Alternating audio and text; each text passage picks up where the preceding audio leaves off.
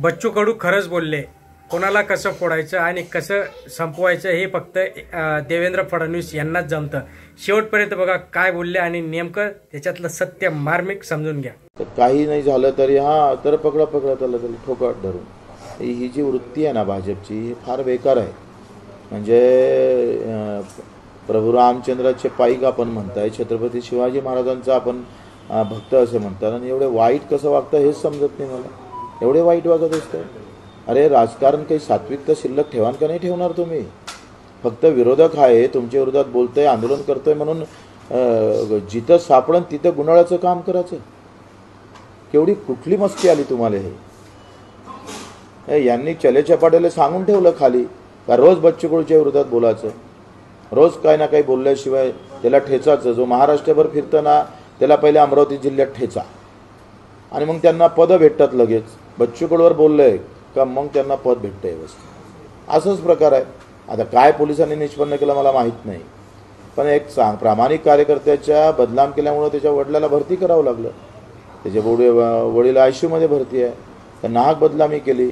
उद्या घरचे परिवारातले लग्न असन अधिक काय असन त्याच्यावर काय परिणाम पडेल? कुठल्या गोष्टीशी कसं जोडतोय आपण याचं काही तारतम्य ठेवलं पाहिजे ना. आणि लगेच भाजपचा सोशल मीडियाचा शेल कामाला लागला. बच्चू कडून गँगस्टर ठेवले, हे झालं ते झालं, लगेच बदलावे. मुख्यमंत्री कर्जमाफीवर बोलायला तयार नाही. या गोष्टीबरोबर अंदरून चालू असतं. 8 वाजले संपले का रात्री हेच काम चालू आहे. कोण सापडतं जिल्ह्यात, आमचा शेतकरी कसा राहतं त्याच्यावर चिंतन नाही करत ते.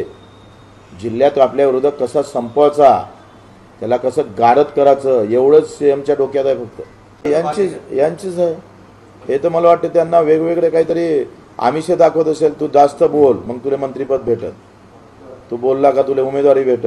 दुसरं काय तर काय तुम्ही सांगा. मी दोनदा सत्य यांच्यासोबत असताना पण बोललोय. कारण नसताना तुम्ही त्यांचं पाठबळच देताय. तुम्ही अशा पद्धतीचे वाचाळवीर जे प्रत्येक जिल्ह्यात निर्माण केले ना, त्याचे परिणाम भोगावं लागत. आणि एवढं वाईट राजकारण कोणी करत नाही.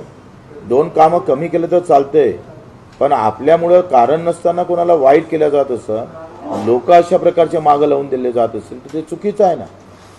जबाबदार कोण आहे आणि काय कारवाई होईल? हे सगळे सीएम साहेबच जबाबदार आहे. मुख्यमंत्र्याला तेच काम आहे. लहान लहान गोष्टीसाठी फोन करतोय जिल्ह्यामध्ये.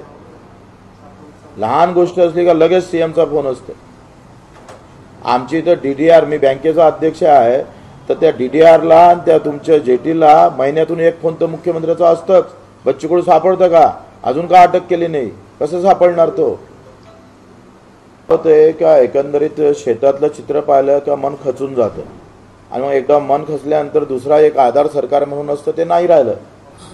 एकदा सरकारनं असं म्हटलं असतं का तुम्ही काही घाबरू नका, आम्ही पूर्ण मदत करू, उभं करू, वर्षभर उभं करू, आणि पुढच्या वर्षी बियाण्यासाठी पण तुम्हाला ताकद देऊ. असं न बोलता अजितदादा म्हणतोय सोंग करता येत नाही. काय आधार राहील शेतकऱ्याला? तुम्ही जे म्हणता इकडे पैसे नाही म्हणतोय मुख्यमंत्री, आज करू उद्या करू. अरे तुम्ही किती मदत करणार आहे, कशी करणार आहे, कोणासाठी करणार आहे? तुमचे पंचनामे सरसकट काय तुम्ही मदत करत नाही? महाराष्ट्र सगळ्या इकडे पावसानं धुतल्या गेला आणि तुम्ही आता पंचनामे करायला लागले. पंचनामेमध्ये आता मी संभाजीनगर जालन्याचं पाहिलं तर नदीच्या काठावरचे शेतकरी घेणार, नदीच्या बाहेरचे शेतकरी घेणार नाही. कारण सततच्या पावसामध्ये निकषात ते बसत नाही. अतिवृष्टीचा 1 mm पाऊस कमी झाला तरी तुम्ही ते घेणार नाही. वाह, ही कुठला धंदा आहे? राज्याला काही अधिकार आहे का नाही? नियमावर बोट ठेवून फक्त आत्ता काम करायचं आणि तुमचे सगळे धंदे बगर नियमाचे चालू ठेवायचे. या राज्यामध्ये ऐवज वाळू येत नाही का रे? गुटखा येत नाही? ते कसे काय कायदेशीर बगर कायदेशीर धंदे चालू आहे तुमचे? तिथं तुम्हाला सगळे धागेदोरे तुमचे लागलेले आहे व्यवस्थित. तिथं तुम्हाला काही पाहायचं नाही.